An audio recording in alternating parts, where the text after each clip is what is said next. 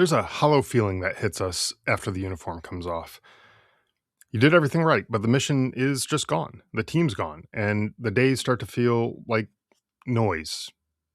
You want your drive back. You want to wake up with purpose, feel useful again, and know that you still matter to the people who are around you. Today's episode talks about how service can keep going long after getting out of the military, even when anxiety, PTSD, and that lost feeling are riding in the passenger seat along with you. Our guest today, Lindsay Gutierrez, found her way back to meaning through advocacy, community, and a decision that was so intense most people never even consider it. Uh, Her decision to become a living organ donor and then doing it again. This is the kind of story that can shake you awake and point you toward your own next step, whatever that is for you. But before we get into this episode, I want to take a moment to raise awareness for something I feel is deeply important to our community, the Global War on Terrorism Memorial Foundation. This organization is working to build a permanent national memorial in Washington, D.C. to honor the service members, families, and civilians who were impacted by the global war on terrorism. This memorial will serve as both a tribute to those who served and a way to ensure that their sacrifices are recognized and remembered for generations to come. If you'd like to learn more or find out how you can support their mission, visit gwatmemorialfoundation.org. Now let's get into today's episode.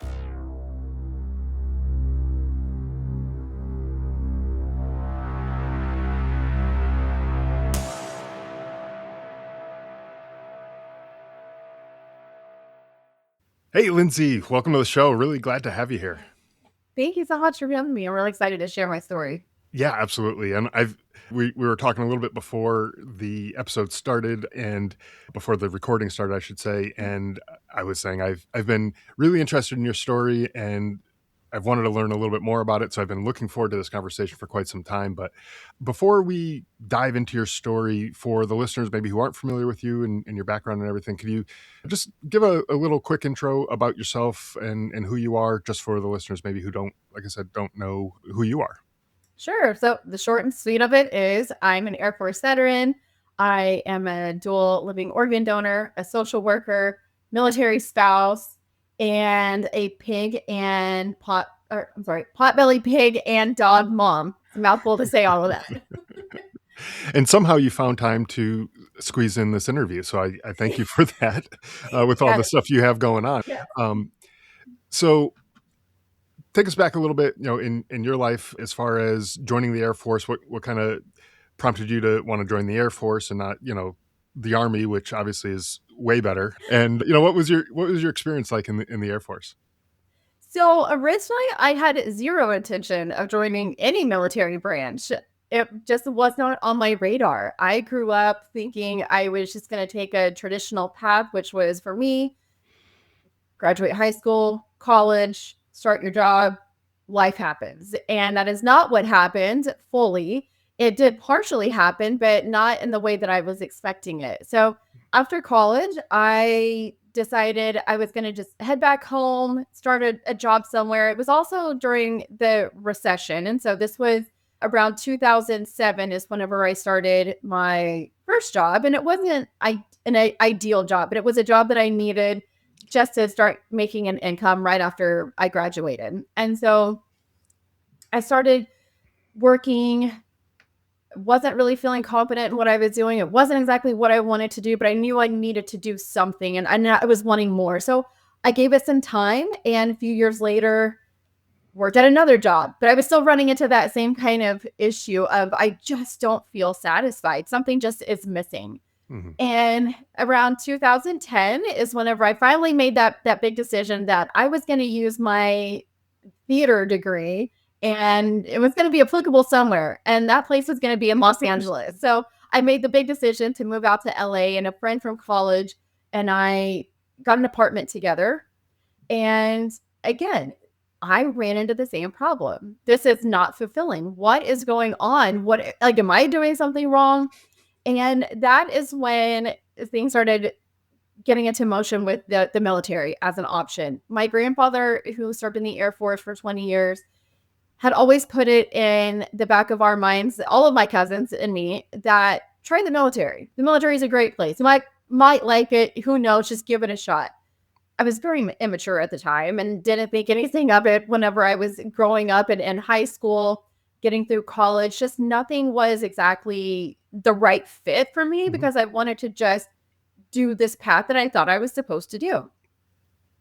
Well, LA is what really prompted me to consider the military. So I decided after several months of living in LA and then relocating again down to Orange County that maybe I should look into the recruiting station and just see what they have to offer. So I narrowed it down to Navy and Air Force. And I really wanted to do Air Force just because that's what my grandfather had done. But I was open to any branch, honestly. And truly, I like the Marines because their uniforms are pretty cool. But now thinking back on it, like I'm really glad I went with the Air Force because it was so much better. So ended up going into the delayed entry program in I want to think this was around May of 2010. And then months and months were passing. And at this point, I was about to turn 27. My birthday's in December. And so it was 26, 27, something like that. And I was like, I don't have a waiver I can get. I have to get into the military. This is it. This is my only chance. Of course, I waited to the last minute to do Sure. everything. And that time came in September. And I got the call from my recruiter a couple weeks into September. And he told me, hey, you're going. This is it. But originally, he had said I was going to go a few weeks before that, even. That didn't work out. And then when I got this call on a random Thursday, Friday at 7 a.m., I knew something was up. And then a few days later, I went to basic training. Literally called me right before the weekend started. My dad flew in to LAX. I picked him up. He packed all my stuff up, drove home to Oklahoma, and I went to basic training in September. Wow. So, yeah, having it not even be on your radar to jumping into it like that, and definitely being probably one of the older people in your basic training But class, right? And I was one of the older ones in my class too, but I gone through. I think I was 24 at that point, so I wasn't one of the 18-year-old kids. I was a little bit older, but sure. I was still able to kind of hack it with them. Which the older you get, and now sitting here in my 40s, I know I would not be able to run around with the 18-year-old kids. So, anyone who goes in a little bit later than the average person, I always look at them like, you probably had a hard time, but you made it through. So you obviously have some grit and determination in you to be able to make it through, right? And so after your service, I believe you became a social advocate through pageantry for stuff, right? Was this something directly related to veterans that you were working with, or how did that all come to be? That's really how it started. Okay. I was already into this path of advocacy and support and helping others in the military. I was security forces, but even through these deployments and the volunteer activities that I did, it was all about helping other people, helping each other, and just being there for your team. And after I separated from the Air Force, I was feeling lost. I didn't really know what I was doing. I had to basically redefine who I was again. Hmm. And I felt that God had called me. My faith is a huge part of my life. I felt that God had called me into the military. And then what? Now this door is shut 6 years later.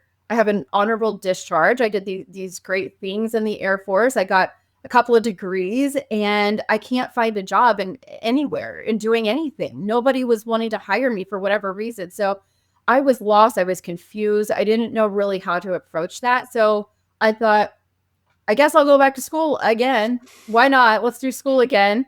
And I felt like social work was it. That's really where I wanted to go. During that time is whenever I learned about Ms. Veteran America. And it was a system that really supports homeless women veterans and advocates for final salute.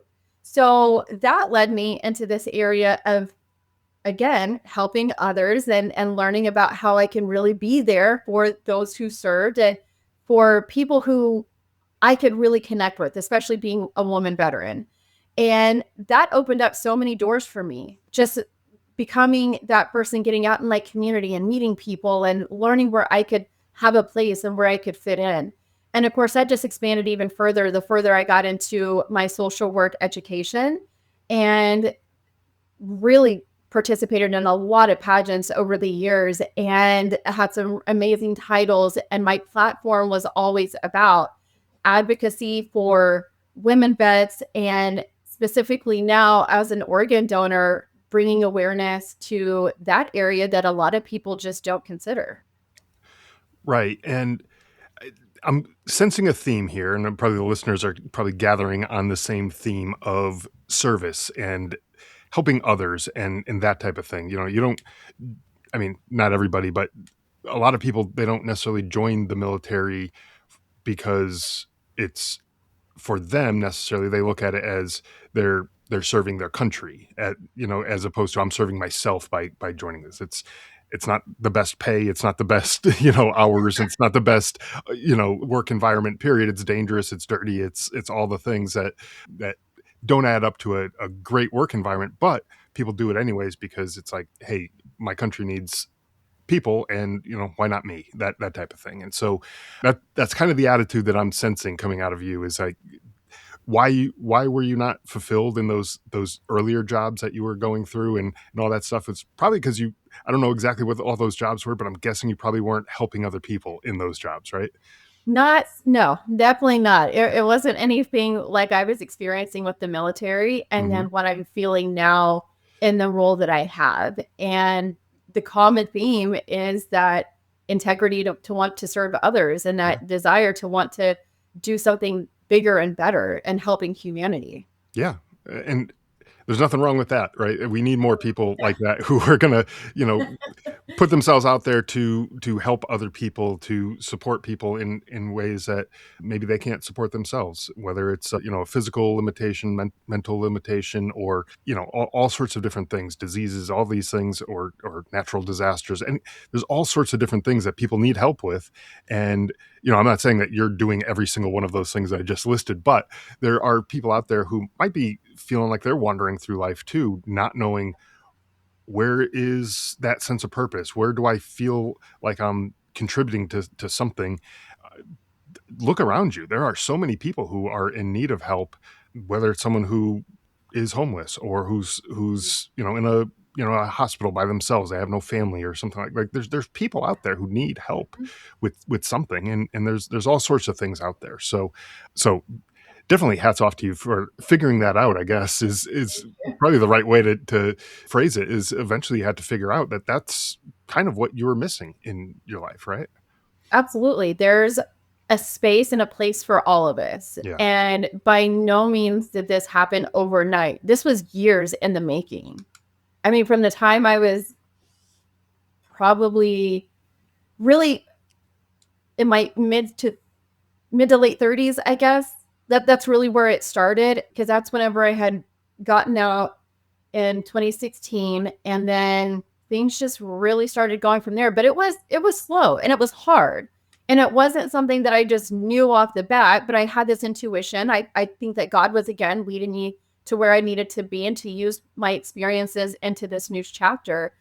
But it didn't come without any hardships. I mean, I Sure. had PTSD. I had anxiety.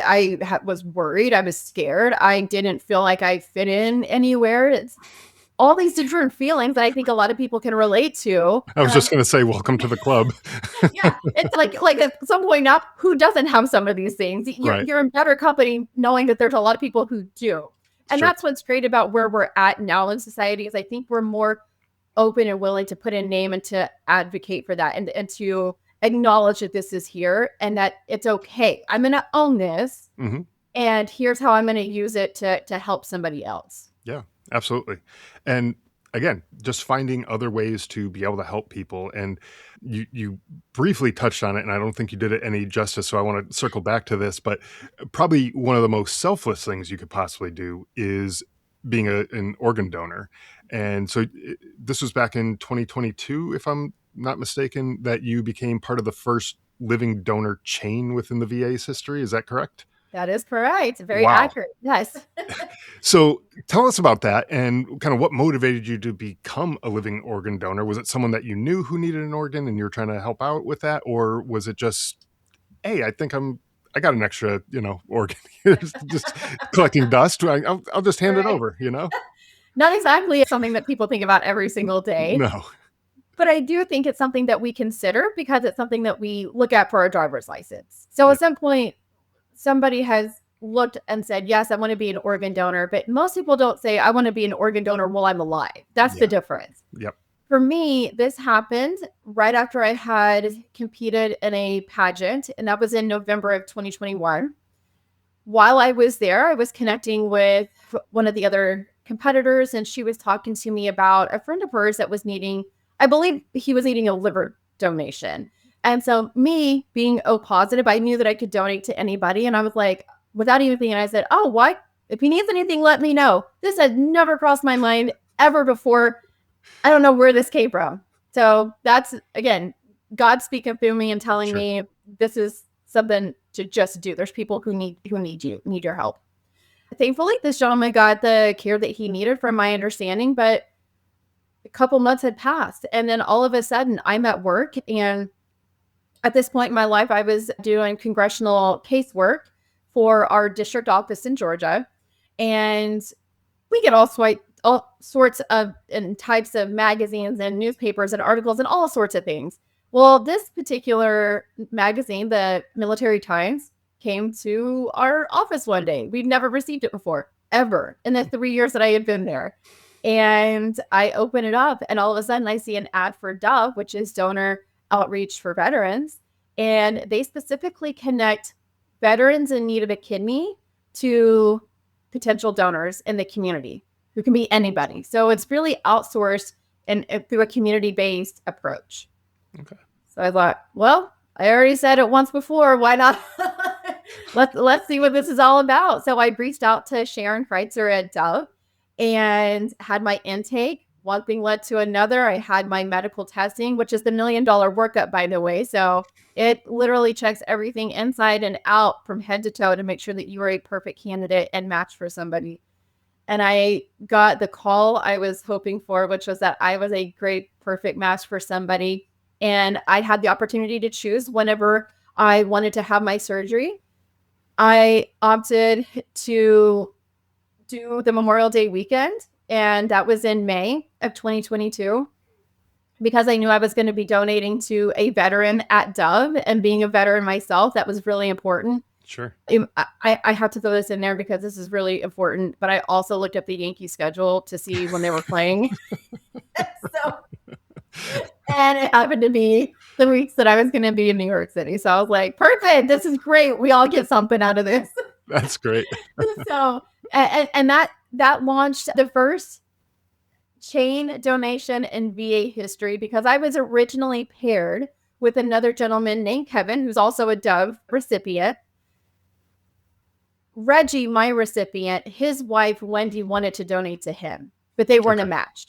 But Wendy was a match to Kevin, hence the cross donation or the Yeah, pair sure. donation. There are many different names for it, but we were cross matched, and that's how it kicked off this chain donation at the VA, which is setting a huge precedent because if anybody veteran wise knows how strict and red tape the VA is, this was a huge milestone to accomplish. Yeah, being able to move that over the finish line is huge because I mean, just sometimes getting an appointment with a VA, you call in, January and they're like, "Oh yeah, we'll have an appointment in July or something." And Right, like, right. geez, come on. You know, and I'm saying that in general terms, not Yeah. that that's exactly what's going on with the VA, trying to make people, That's right. I'm not bad talking the VA. It's just there are some long wait times, Of on course. occasion, but that's again another selfless thing that you're doing. And not only did you do this selfless thing, literally giving a piece of yourself to somebody else, you said, "Hey, you know what? I didn't have enough of that. Let me do it again." And so you recently became a Yeah, dual donor, and that was part of your liver, correct? And that this was. was 2024. Is that Yes. that right? Mhm.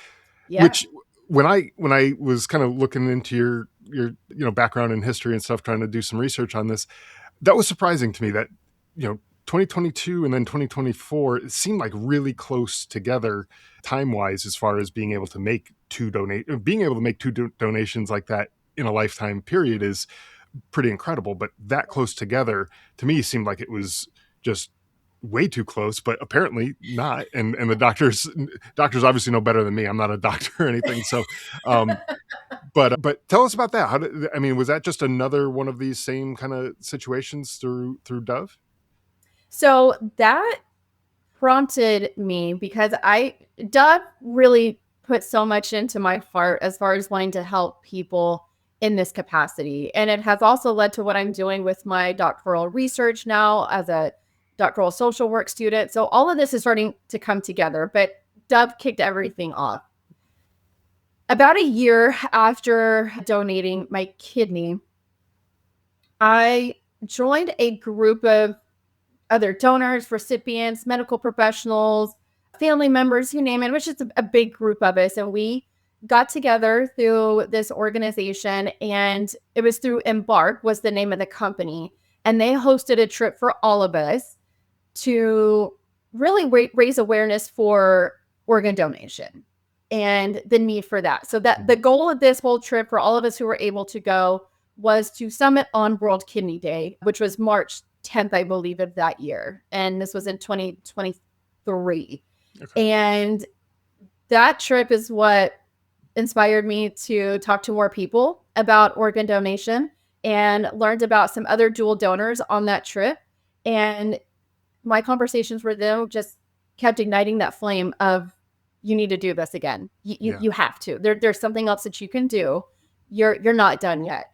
So once I moved up here to the Maryland area, I was already interested in donating through Johns Hopkins because of their reputation for what they do in the donation space. Mhm. So I was like, well, I'm getting this job up here in Maryland, and Johns Hopkins is in Maryland. So all these things again are falling into place. Like it just makes sense. Because I Sure. originally had reached out to Johns Hopkins earlier, but they needed to have a specific amount of time. And that was at least a year post donation before they could look at me again. So Okay. every donation center is different for how long that wait time is once you've donated before.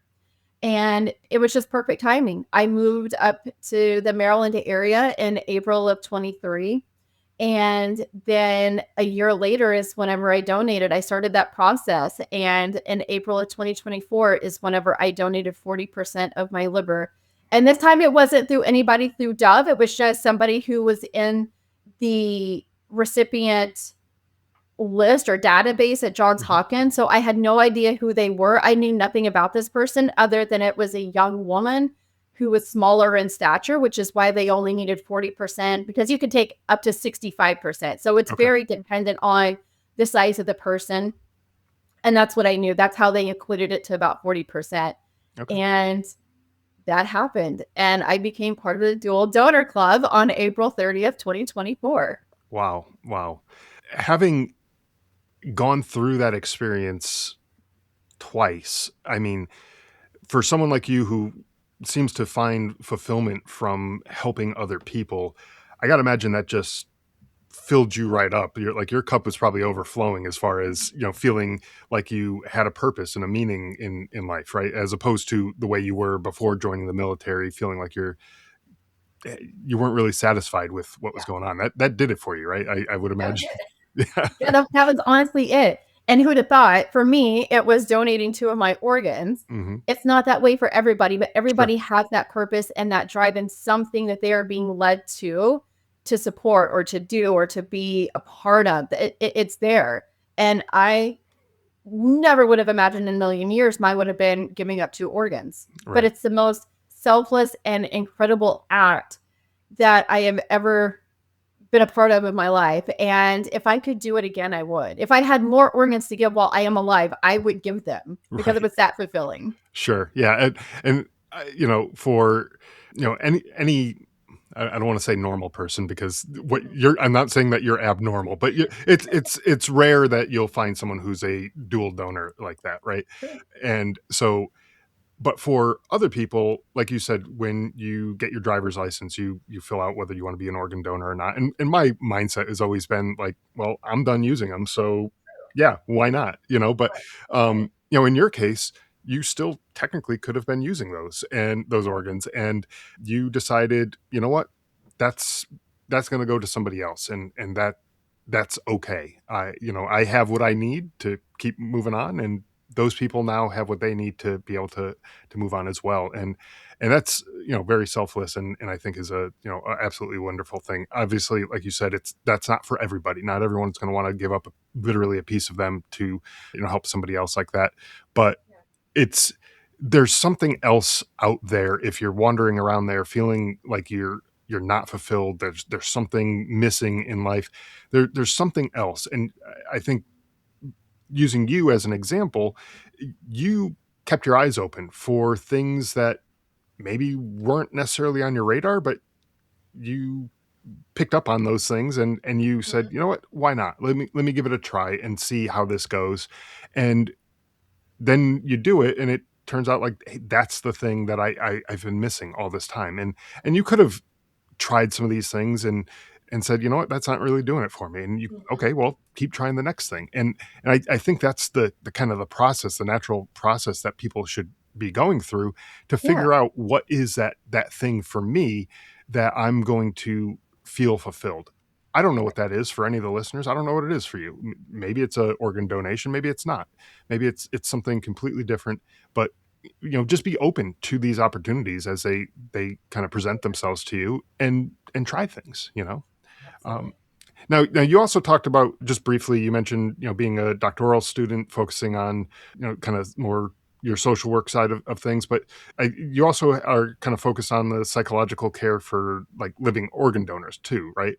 Now, for the donor, I'm just curious, like, what are some of the challenges that they may face? Maybe it's before or even after their donation. What are some of the kind of more unique challenges that they face? It's different for everyone, I will Okay, say that. sure. Knowing my personal experience, and this is where I draw from and what has inspired me to look more at the psychosocial post-donation care for donors. There's so much hype and excitement before you donate, and a lot of the attention is on you as the donor when you're going through this process of the testing, and then the medical professionals looking after you, and everybody making sure that you're okay, and is there anything that we can get you or that you need? There's so much of that. So you also have support groups and people that you can reach out to, and Mhm. other mentors. A lot of organ donation centers have that mentorship built in as well. It's afterwards, though, that everything changes. Mhm. What I could equate it to was almost like a postpartum depression. Okay. I don't have human kids, but I can imagine that as something very similar, because you have all this generated thrill, and it's a whirlwind of situations happening. And then you go through the surgery and you wake up and you're okay. Okay, now what? No, I have to heal. There's a process for this, but now what? Right. What am I doing? And that's kind of what I was running into. So for my kidney donation, I was experiencing some kind of depression and anxiety with that. And I was like, I just don't know, what am I going to do? That's it. There's nothing more. There, like, that question kept going through my mind over and over and over again. And my social work team, my system here at home, everywhere was great and amazing, but it's not until you really experience it that you really know what to do. Mhm. And that's whenever I just knew I needed to communicate my needs and talk to my medical team at Mount Sinai, which is where I donated my kidney through, and just letting them know this is what's going on and trying to work through some of these issues. And it was completely the opposite whenever I donated my liver, because it's like my body had already known this is what I'm going through. I've done this before, but I was giving myself grace, and I was allowing myself time to heal. Because with Mhm. my kidney, I was kind of comparing my healing journey to somebody else's that I would see online and think, like most of us do just in general, every day we're comparing ourselves to other Sure. people and their successes. That's what I was doing with my kidney. I was like, well, this person's out there running and already doing these things 2 weeks later. Why am I not able to do that? I can barely walk. Right. And everybody's journey is totally different. And I learned the second time around, you have to just let your body heal. Just let it do what it is meant to do and just heal. And so that's what I focused on, and that's what I did. We have milestones that we meet as donors. So I go in for my checkup my few days later after discharge, and then a few weeks, and then it's a month check-in, and then it's 3 months, and then 6 months, and your year, and then your 2 year. And then really after your 2 year, you're kind of released. But in between those check-ins, there's really not much that goes on or that you're doing. It's up to you as the donor to decide, do I want to connect with a community of people? Do I want to get involved in doing XYZ? What do I want to do? You may not want to do anything. But Sure. for some people like me, I thrive on being around other like-minded people and wanting to support my community and getting out and doing something. And so that's where I noticed there's very little support. And I decided I want to try to fill this gap. What can I do? How can I be a part of this solution? And that's where I'm at with my doctoral studies and looking at that.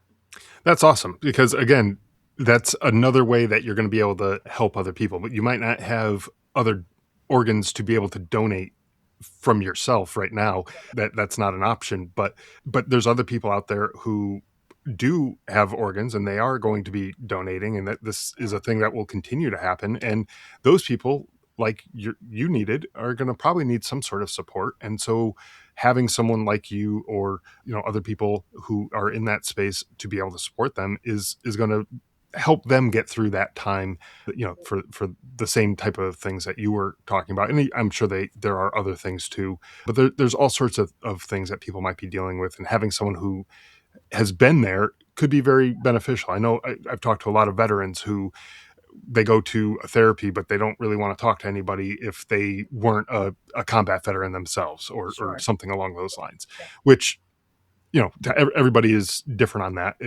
Some people do, some people don't, and whatever, that's fine. But again, it may be a similar situation where it's like, well, you never donated an organ, so you wouldn't know what I'm going through. And well, in your case, you've donated too, so you know exactly what they're going through, That's serious. and you can at least empathize with what it is that That's they've right. dealt with. And I know you've also been active in other veteran organizations. Pinup for Vets is Yeah. one of the organizations. I had Gina on the show, I think last year, and some other Jennifer Marshall I had on the show as Mhm. well, and Yes. met a bunch of the pinups at Mick a couple of years ago, and that was just a great time. They're a great group of people, and that for listeners who aren't familiar with Pinups for Vets, tell us a little bit about the organization and what your role is, and kind of what you guys do. Peanuts for Vets is incredible. I'm so thankful that this came into my life. And I had actually learned about Peanuts for Vets about, gosh, 20, almost I Miss Better America. Oh my gosh, so much time has passed. Like 2017. Like, I've known about them for almost 10 years now. But it wasn't until last year that I decided to apply as an ambassador for Pimps for Vets. And because I love the focus and the mission, and that's really to create the calendars that we do yearly. And we use the proceeds of those calendar sales and some of the other items that is on the Pimps for Vets website to help bring morale and care packages to deployed veterans and bring in the calendars to veterans in some of the state halls and the VA facilities, and really just helping people and boosting that sense of camaraderie with each other, and thanking them for their service and letting people know that you're not alone. That's Mhm. essentially what we are all about, is connecting as women veterans in this really unique way in the pinup style, because who doesn't love the pinup style? I mean, honestly, it's just a really amazing, iconic look. Right. And it's amazing whenever we do go out to these different facilities with some of the World War II, the Korean War veterans. I mean, you name, that amazing generation of veterans, and they see us and it brings back those memories for them. I'm sure it And does. yeah. I've seen some of the pictures and from the calendar, and the social media, and having met a bunch of the pinups, and they were all dressed up and in the that kind of attire and stuff at the conference. It was it was like you were looking back in time at Yeah. that Yeah. kind of old fashioned look, but a classy, it just looks nice. It's not like it's done tastefully, and it's really really great the way it's all done. And you were mentioning some of the stuff that you guys raise money for. And another thing that Gina had mentioned when I had spoke to her is that you guys are raising money and donating equipment to like VA hospitals, Yes. kind of Yes. looking at their wish list of things that Mhm. they could use but maybe can't afford. It's just not in the budget. Well, and then you guys go out and get some medical equipment, or physical therapy type equipment, or all those types of things, and help fill in that gap as well. And that's another amazing benefit of this organization. And so, yeah, I wanted to give you a chance to you know Yes. say your Thank involvement and everything there, because I love the organization. I love spreading the word about it, and hopefully for folks who weren't aware of it, now you are, and you can go kind of check it out, and maybe even buy some of the calendars yourself or some of the other merchandise. But that would be great. But Yes. so again, just another role there where you're giving back to other people, going to visit people who are sick, or recovering from something, a surgery or something like that, in one of the VA hospitals, and you go and visit them, and let them know that they're not alone, even though maybe they don't have any family and nobody's come to visit them. But then here come these ladies coming in, and putting a big smile on their face and taking them back in time, maybe if they're one of those older veterans, which is great. So now, I know you had that transition period out of the military, not really knowing what to do, and we kind of talked a little bit about that. But for the listeners, do you have any advice for what they can do to help make that transition a little bit easier? Because one of the things that I find when I talk to other veterans is the transition is usually one of the harder things. Not with everybody, but usually that transition, it just comes out of nowhere and smacks them in the face, and they're like, where did this come from? Do you have any advice from your own experience on that transition, and how to make it a little bit easier? I would say finding things that you enjoy, identifying what it is that brings you that joy. Is it volunteering? Is it art? Is it taking care of animals? What is it that brings you joy? And digging into that, because you're gonna have the uniform for a little bit. It's Hmm. not gonna be forever though. It's gonna end, but that time's gonna stop. But what doesn't stop is what you're passionate about and what you can give back to others. Yeah. I would highly recommend that people get involved in something wherever they're at locally and really help fulfill that space of contentment, that joy, and that purpose. That's where it's going to start. Because even if you're not in that one location for forever either, you're going to be able to take that somewhere else. You're going to be able to still rely and lean back on those things that you've picked up and what you've experienced. Mhm. And you're never going to be in a place feeling like, oh, I shouldn't have done this whenever it comes to taking care of others. Right, right. It's never going to be a regret. I feel like it's always going to be something that is paying it forward for you and your heart, for your mind and your soul, and most importantly for somebody else too. Yeah. That Yeah. that's what I would recommend is people just getting involved doing something that they really enjoy doing, and then the doors and things will open from there. Just keep it very simple. Yeah, absolutely. And I can't think of a single time that I've helped somebody with something somewhere along the line that I look back and said, "Man, that was a dumb move. I should not have done that." Like Yeah. it is definitely something that, maybe it wasn't the greatest experience in the world, but I never regretted it. I never looked at it like this was stupid. I'm never going to do this again, because that was a waste of my time. It was a waste of their time. Everybody, lost on this whole thing. It's like, no, most of the time it turns out to be a positive for everybody. And even if it's your positive is taking away, hey, I got to help somebody, like that could be, just that little bit of something that just makes you feel good.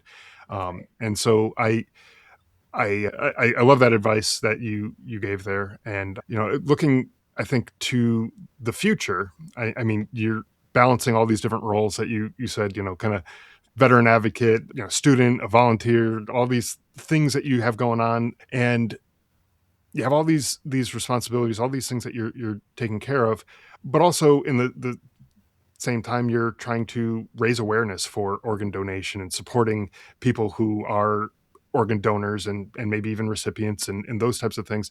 What are your goals for the future? Where do you see that next step? You know, now that the organs have been donated, what's the next thing for you? I would love to see what I do with this doctoral research and whatever I'm able to use for my capstone to see that hopefully implemented in some of these donation centers Hmm. to specifically help those donors and fill some of the gaps that they're seeing in their own systems. To be able to expand that with Dove and really continue building and enhancing what has been developed by Sharon. She's an amazing woman who created this in 2020. So we're still a relatively new organization and very young. We have a lot that we can do. Yeah. So I see this future opening up additional doors and opportunities for donors and even advocacy on Capitol Hill. We're doing a lot of work with the End Kidney Deaths Act and bringing attention and awareness to that and plugging that in and having people contact your senators and your representatives and let them know you want them to be a part of this legislation. Get this moving forward. Please co-sponsor, please co-lead, whatever that person is able to do, but be a part of this because this is how we're really going to change the landscape for saving all of those thousands of people on the kidney transplant list. Mhm. We can get that number to zero if people are just doing the right things and advocating in the right ways. And I think a lot of these things together is exactly how we're going to do that. Yeah, absolutely. And I know, I think I was in basic training. There was a blood drive that we all Mhm. went through, Right. and it was, you know, a blood donation. Like, you know, if you Sure. ever done that, it's not that big of a deal. They take a little bit of your blood and then they give you some cookies and you're on your way, you know, and which was pretty amazing for basic training that we were Absolutely. able to get. So it's like, yeah, you know what, for that, you know, a couple cookies, that sounds like a pretty You're good idea. treat. Yeah. But you know, it again, it's helping somebody else, and you know, thousands of people out there who donate blood, and again, that's not as invasive as cutting an organ out of you, but it's Mhm. it's still helping somebody who might need it desperately, and you know, that's just another way to help people out. And so again, there are tons of ways to help other Mhm. people, and that, I think, is a takeaway, is if you're walking around life feeling like you're just missing something, there's just something out there that you don't know what it is, well, just try helping people with something, anything. Help a neighbor, help a, you know, help, you know, out at the, you know, local school or a senior center or something. You Mhm. know, find a place that you can go and find people that you can help and see what happens. And if it's not the thing for you, move on, try something else. But generally, when you're helping people, you tend to feel a little bit better, and Mhm. you also know that you're making a difference in those people's lives too. So that's definitely great takeaways, I think, from this episode. Anything else before we wrap up that we missed? Anything that you wanted to kind of drop in here? Yeah, I appreciate you taking the time to be able to speak with me. This is such a really important issue that a lot of people just don't know about. And so, Mhm. what I would really encourage listeners to do is please share the information. Again, organ donation as a living donor is not for everybody, but if it is for you, fantastic. There's great places. Dove is one of those if you're interested in donating a kidney. But there's other places that you can go as well to learn about organ donation. But just sharing the information, getting it out there because you never know who needs to hear that message. There's somebody out there who is in need of a kidney or a liver or any additional organ, even through deceased donation too. You still need to get the information out there because it's going to hit in the right space at the right time. Yeah. And I really appreciate anyone who comes forward and would be interested in talking to me about it. I'm happy to share my experience because I think our stories really connect us. Yeah, absolutely. Well, Lindsay, thank you so much again for coming on the show, sharing your story. Definitely very inspirational story. Like I said, I've been waiting for a while to hear the details of your story and kind of dig into it a little bit. And I certainly was not disappointed with with this story. So thank you so much for coming on and sharing it with me and the audience. So thank you. Thank you so much.